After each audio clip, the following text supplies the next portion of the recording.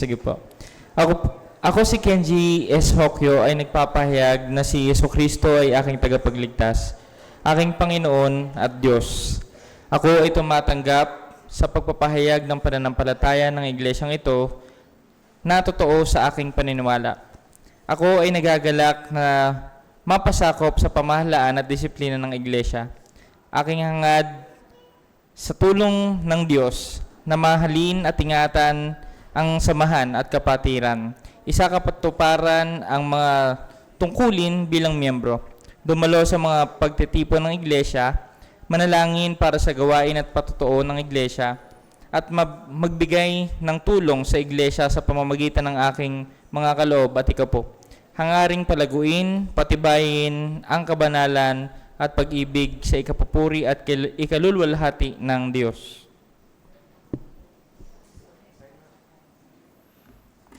Si Kenji po ang pang 65, pero sa ating membership record pang 73 siya. So kasi may mga tinanggal na membro, may mga membro nag-transfer. So Kenji, Brother Kenji is 65 sa mga members. Kasama na po yung ating associate dito. We have 3 associates o 4, kasama si Tatay Erning, De Guzman, yung nasa Canada, at saka si Ate Rosie. Ronnie, yeah. Dalawa nga pala, ano nga pala? 6. Yeah. So, pirma ka na ba?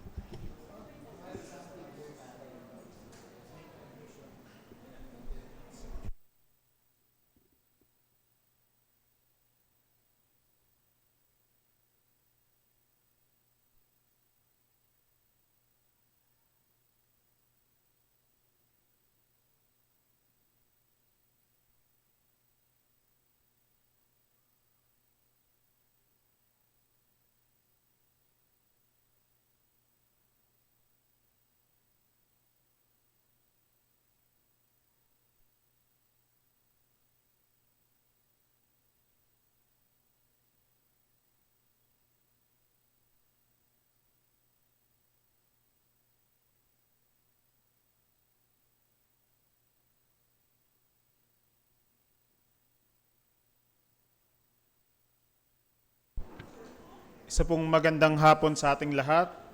And may request everyone to please settle down dahil tayo po magsisimula ng ating Lord's Table Communion Observance. Lord's Communion Observance. And may request everyone na pakisilent ang kanilang phone para maiwasan ang mga distraction. At gusto ko lang basahin dun sa chapter 28 ng London Baptist Confession of Faith of Baptism and the Lord's Supper.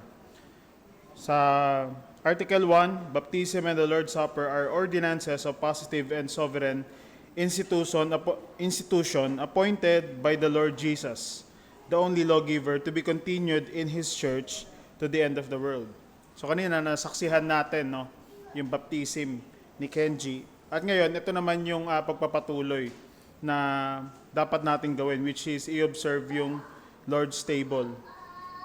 And then sa chapter 30 naman, of the Lord's Supper, the supper of the Lord Jesus was instituted by Him the same night wherein He was betrayed, to be observed in His churches unto the end of the world for the perpetual remembrance and shewing forth the sacrifice of Himself in His death, confirmation of the faith of believers in all the benefit thereof, their spiritual nourishment and growth in Him, their further engagement in and to all duties which they owe to Him, and to be a bond pledge of their communion with Him and with each other. So ito rin ay nagpapatuloy. May kita natin sa Old Testament, sa New Testament, sa Acts chapter 2, verse 42, sinabi dito, and they devoted themselves to the apostles' teaching and the fellowship, to the breaking of the bread and the prayer. So ito po ay dapat nating patuloy na ginagawa until sa dumating yung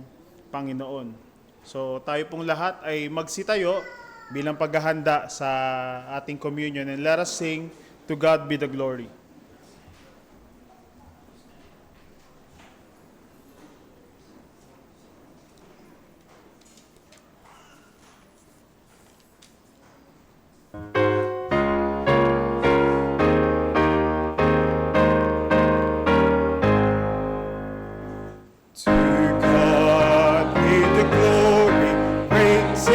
He has done. So loved He the world that He gave us His Son, who yielded His life an atonement for sin, and opened the life gate that we may go in.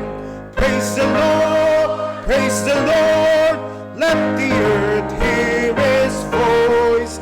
Praise the Lord, praise the Lord, let the people rejoice. Oh, come to the Father through Jesus the Son, and give Him the glory, great things He has done.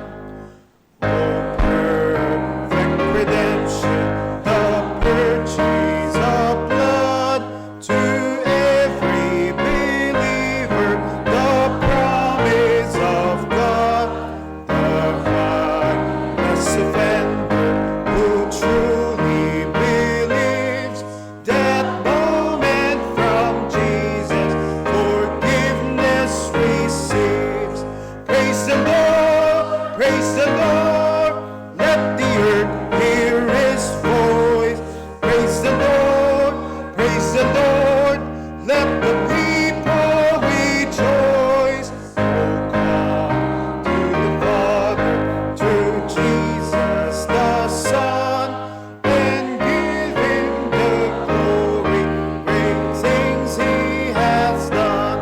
Last verse. Great things He had taught, great things He had done, and great are rejoicing through Jesus the Son. But newer and higher and greater will be our wonder, our transport, when Jesus, on the top of our lungs, praise the Lord, praise the Lord, let the earth hear His voice. Praise the Lord, praise the Lord, let the people rejoice. Oh, come to the Father through Jesus the Son, and give Him the glory, great things He has done. Amen. Samahan niyo ako sa isang maikling panalangin. Manaming Diyos, kami po ay nagpapasalamat sa inyong biyaya. Salamat po sa aming observance ng ordinansang ito, at naway kami ma-refresh, at naway palalahanan nyo kami sa aming mga pagkakasala, at ito'y aming ihingi ng tawad sa inyong harapan. Huwag nawa kaming magkaroon ng matigas na puso, at naway paalala nyo sa amin yung ginawa ng aming Panginoong Jesus para sa amin, sa kaligtasan na aming natanggap, Panginoon. Kayo nawa ang maluwalhati sa aming gagawin. Naway matagpuan nyo kami, Panginoon, na maging worthy kami sa inyong harapan, at wag nawa kaming mag-reserve ng aming mga kasalanan before you. This we pray in Jesus' name, Amen. Pare na po kayo magsiyo po.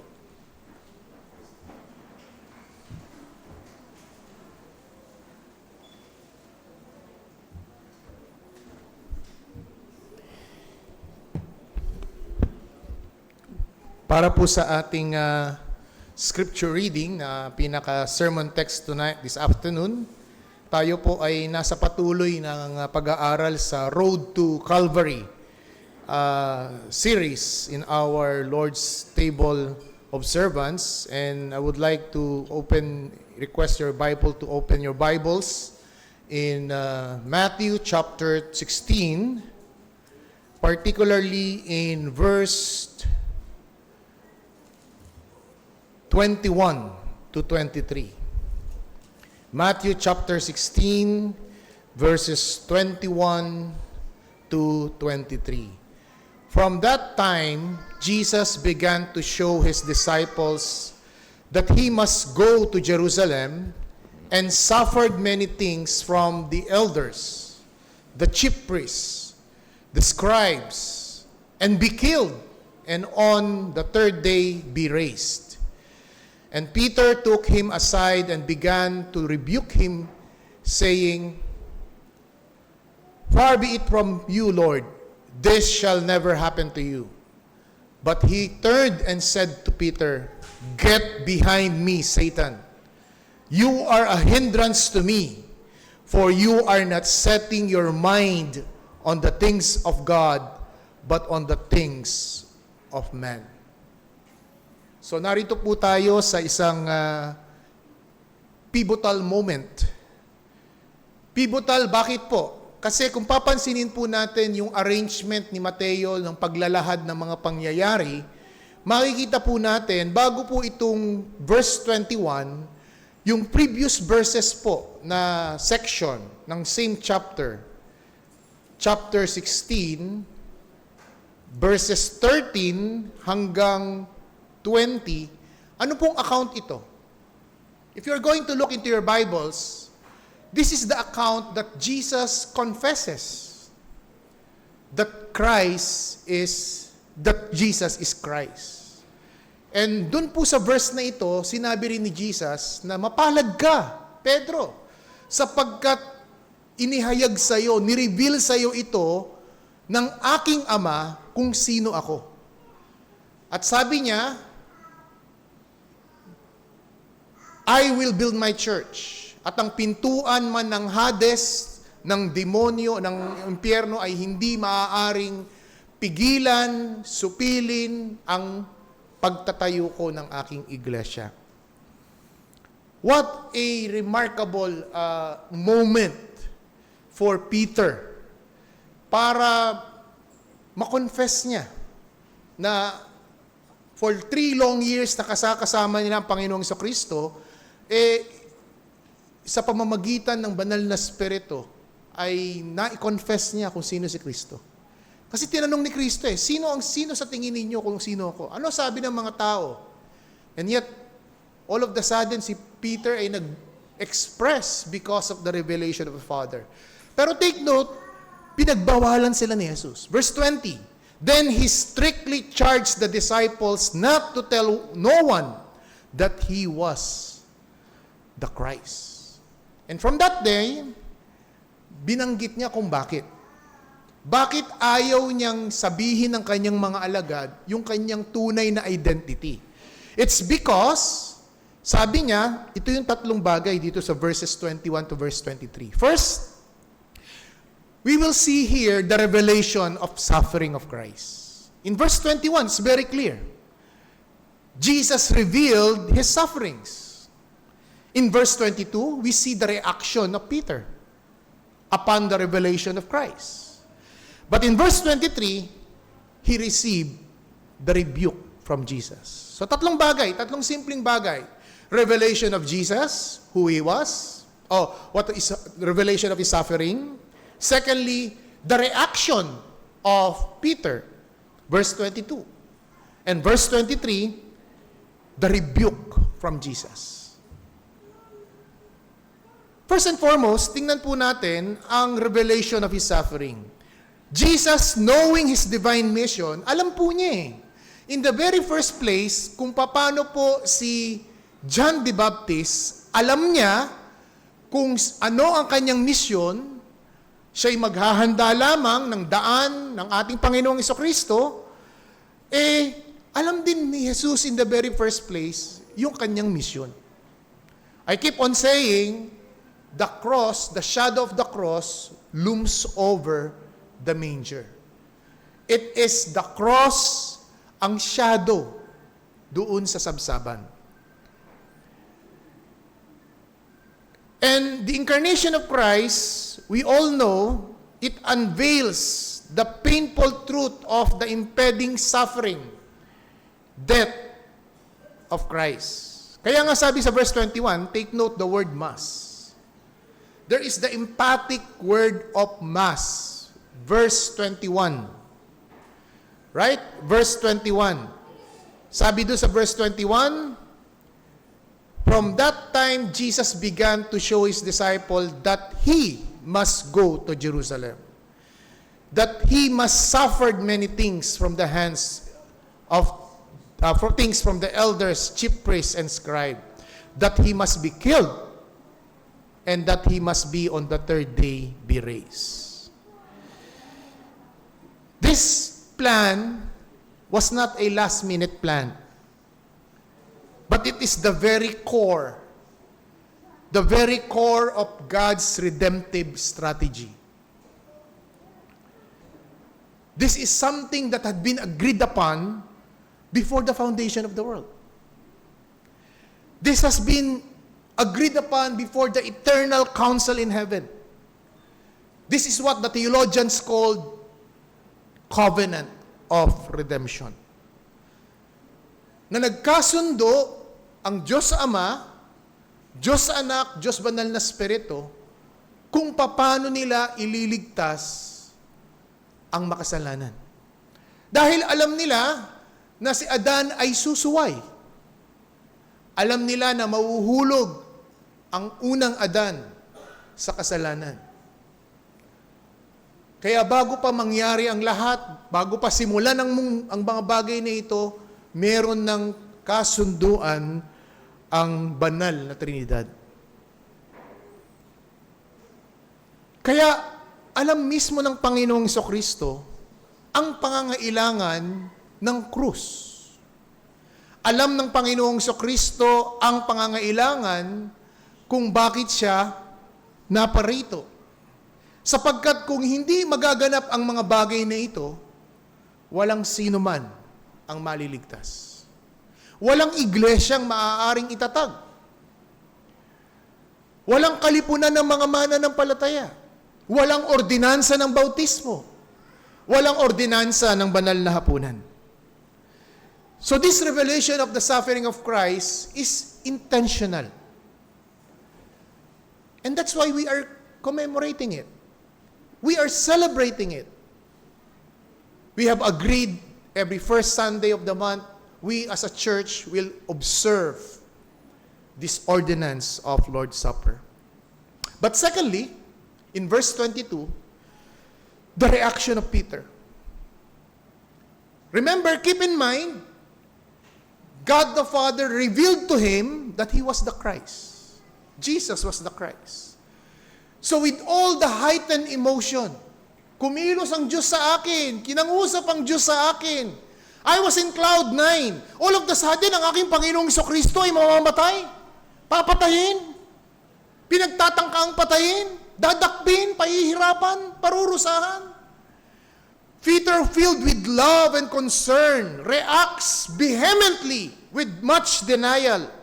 He could not reconcile that his Messiah is going to suffer. At this point, he was operating in human perspective.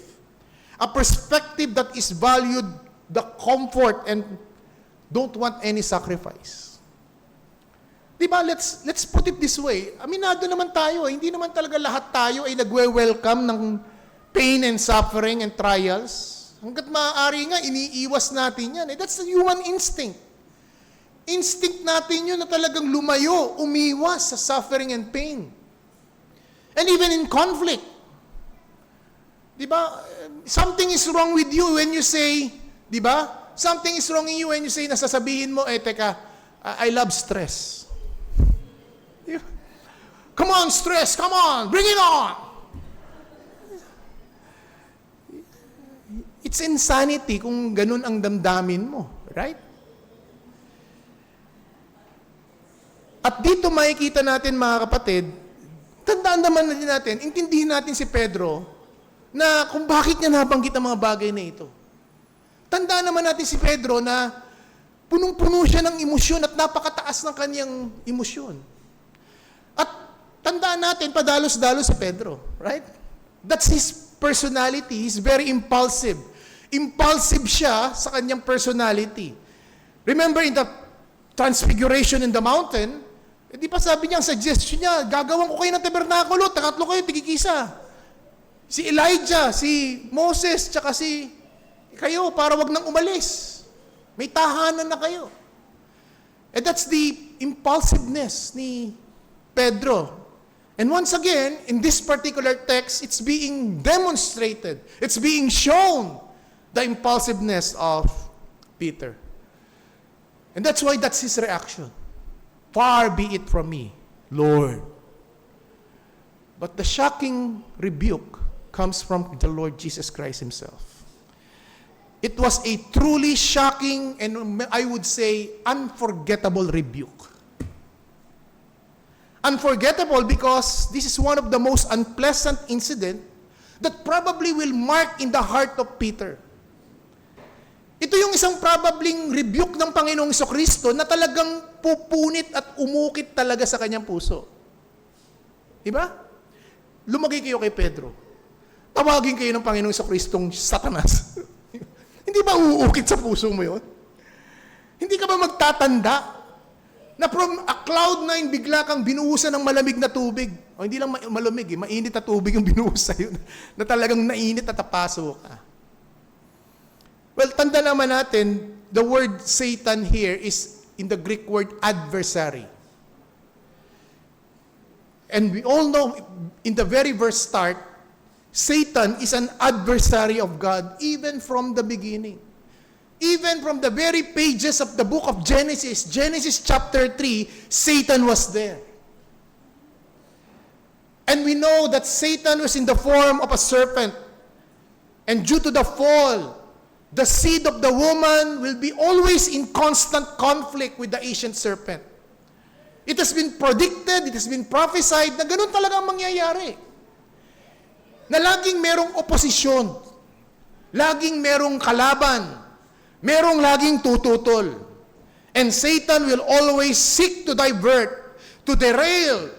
He will going to devise at his tactics and strategies and scheme to halt and stop God's plan. But the problem is, Satan is so clever that he will going to use even the children of God. At yan ang isang bagay na gusto kong paunawa sa atin.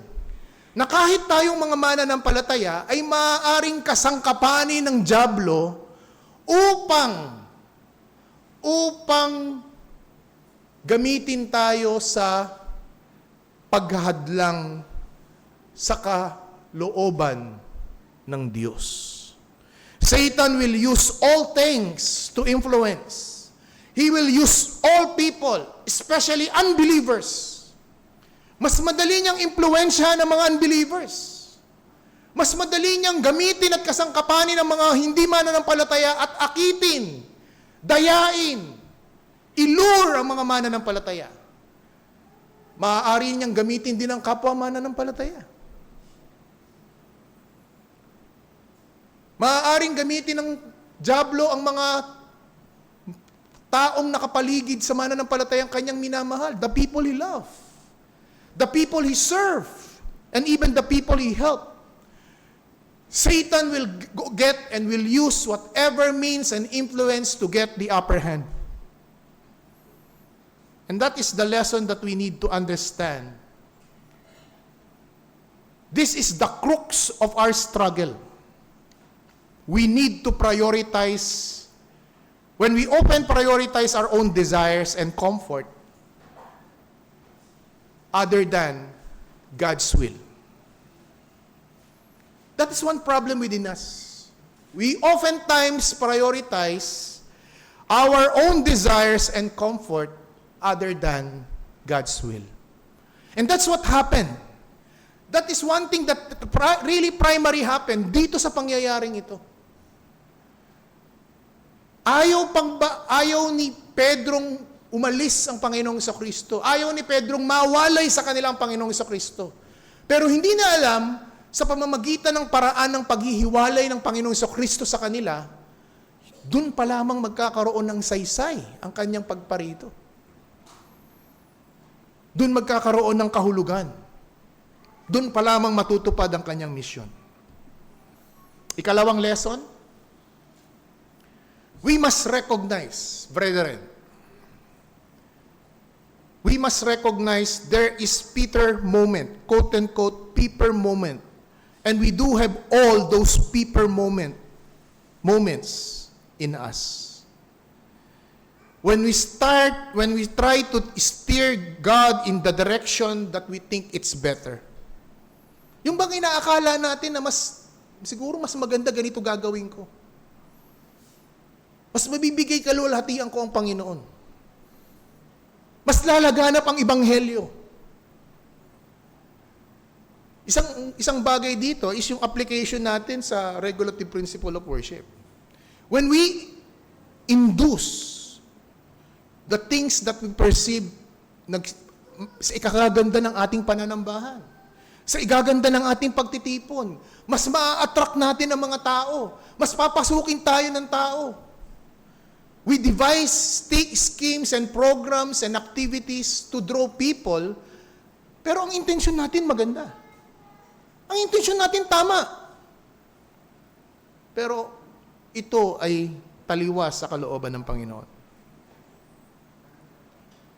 Kaya, mga kapatid, muli nating balikan ang ating sarili at magkaroon tayo ng self-examination of our hearts. Sa ating mga mabubuting intensyon para sa iglesia, para sa ating kapatid, is it in accordance to God's Word? The things that we think it's good and with a good intention, is it aligned with the mind of God through the written Word of God? Or is it aligned with the worldly wisdom? That is the danger of the so-called good intention. That is the danger of the so-called good intention. Maganda ang intensyon, pero may panganib pala. May panganib doon sa magandang intensyon. Si Pedro ay may mabuting intensyon sa kanyang perspektibo, sa kanyang paningin, sa kanyang pananaw. Pero even our well-meaning action can be a stumbling block when it contradicts God's Word. Get behind me, Satan, you are a stumbling block. Kaya nga, sa ating mga motibo, lagi nating isang guni ang salita ng Panginoon. Kung nagdududa tayo, we seek advice. We seek the mature Christian in the brethren in the church before we make a decision. Kasi maaaring clouded tayo. Maaaring blind spot pala ito. Itong ating ginagawang desisyon. Marunong dapat sana tayong makinig. And remember, last Sunday, yung pakikinig at yung marunong tayong matuto is a sign that we are humble. It is a sign of humility. Pagpapakita ito na handa kang magpakumbaba.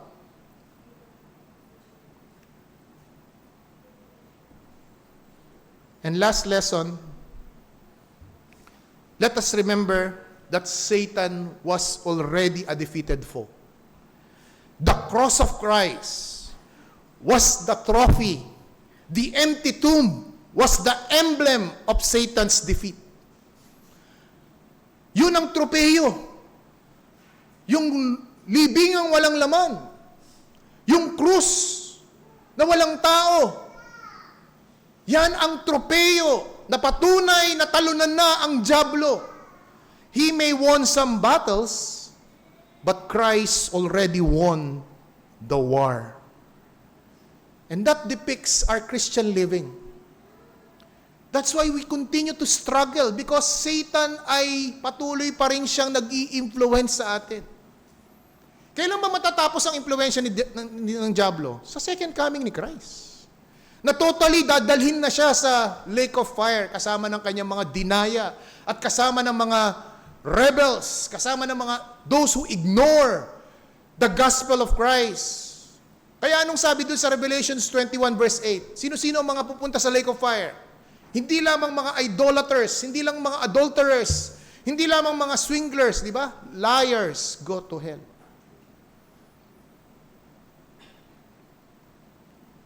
And this reminds us Christians, our Christian walk, our walk towards holiness, our living up in Christian graces will be never easy.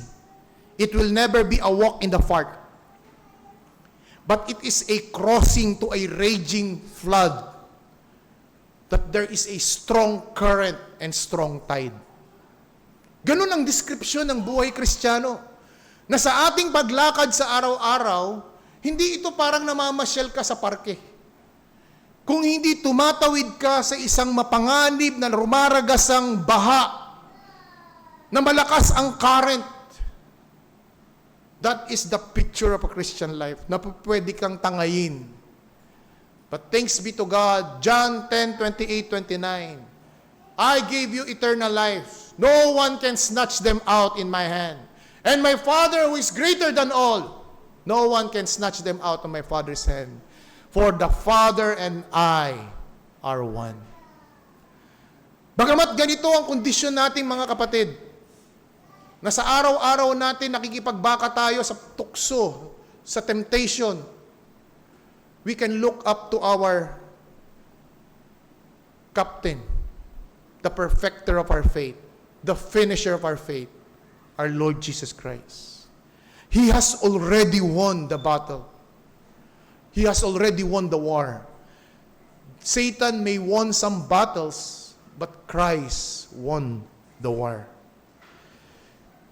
Kaya mga kapatid, before we execute our good motives, let's consult God's Word. Let's seek the advice of mature brethren in the church about our desires, about our plans, about our intentions. May we evaluate our good intentions. Does it give glory to the name of God? Or is it self-promoting glory? It will promote the kingdom of God? It will benefit the brethren? Or it is for own self-advancement? At sa mga hindi pa nagsusuko at nagpapasakop ng inyong buhay kay Kristo, sisiguraduhin ko sa inyo, kayo ay patuloy na mabumuhay ng talunan sa inyong spiritual na pamumuhay. You will be defeated, for you are not in Christ. You cannot defeat your demons. Why? Because you're still enjoying their company. It only the power of the cross, the atoning sacrifice of Christ will release you, will save you from the clutches of the demon. At this point, let's have a self-examination, a self-reflection, a self-evaluation, sapagkat ito'y isang bagay na dapat nating ginagawa. Hindi natin kailangang ipagpaliban ang araw na ito at sa susunod na buwan ka na mag-participate. Kung sa tingin mo ikay hindi karapat-dapat, sapat ang biyaya ni Kristo. They are new every morning. Lumapit ka ng may pagsisisi at pagtitiwala, sapagkat si Kristo'y nagtagumpay na. Ang biyaya ni Kristo ay sapat sa lahat na nangangailangan. I'd like to call Brother Aya to lead us in a prayer of confession.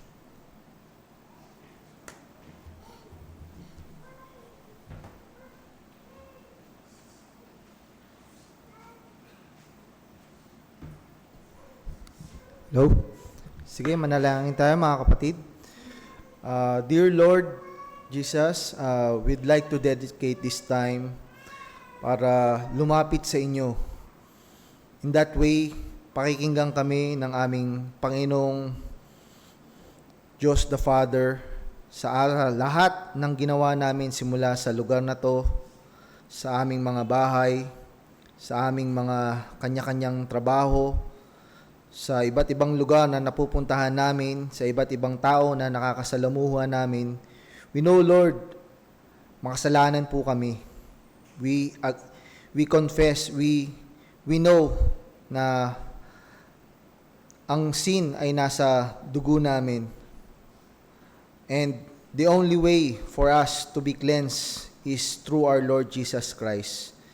And we know and we surrender our whole life, our whole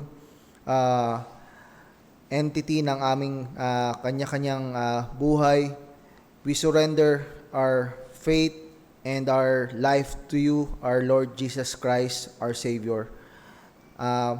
Naway, Lord Jesus, you respond to this confession ng kaming mga makasalanan, kaming mga anak nyo, na in that way, makakarating ang aming confession ngayong hapon sa aming Panginoong Ama sa lahat ng mga nagawa naming kasalanan. We want to renew our faith again, and we know it's a struggle, but we know, Lord, na gaya nga ng nabanggit ni Pastor kanina, na ang aming Panginoong Hesukristo ay nanalo na sa laban na ito, na siya lang po ang aming pinangahawakan. At lahat ng nabanggit po namin ay sa ikalulungad ng inyong pangalan. In Jesus' name we pray. Amen.